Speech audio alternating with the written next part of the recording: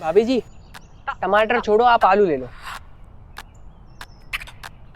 ये लो भैया, इसको करो।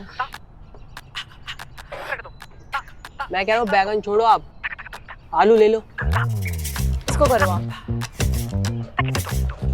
शिमला मिर्च में क्या रखे है भाभी? मैं तो कह रहा हूँ आप आलू ले लो। क्या दिक्कत है आपको? जो मेरे को सब्जियां खरीदनी है मैं वही तो खरीदूंगी ना। क्या लगे पड़े हो, आलू ले लो आलू ले लो। क्यों खरीदूं मैं आलू?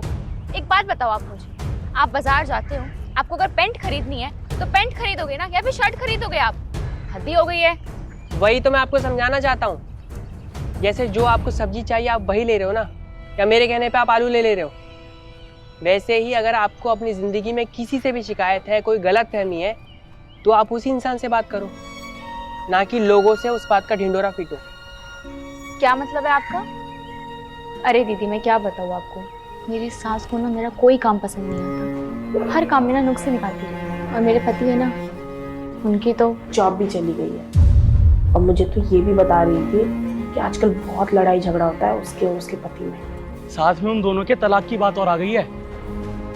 उस बेचारे की जिंदगी में ना सारी दिक्कतें एक साथ आ गई। भाभी जी, मैं आपको एक कहानी सुनाता हूँ।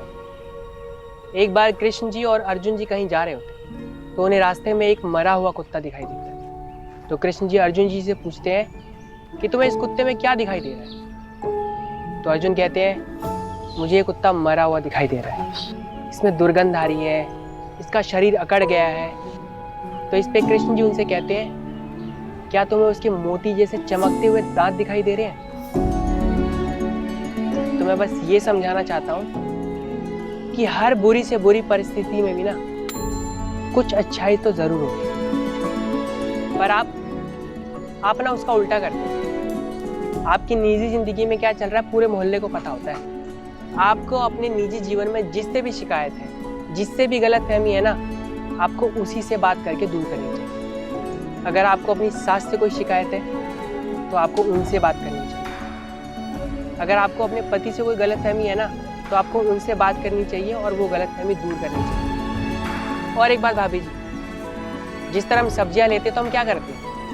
अच्छी सब्जियों को चुन के टोकरी में रखते हैं और खराब सब्जियों को, सड़ी हुई सब्जियों को छोड़ देते हैं। उसी तरह हमें हमारी जिंदगी में भी ना अच्छाइयों को देखना चाहिए और उन बुराइयों को उस सड़ी गली सब्जियों की तरह अलग रख देना चाहिए, जिससे हमारे रिश्ते ना मजबूत होते हैं।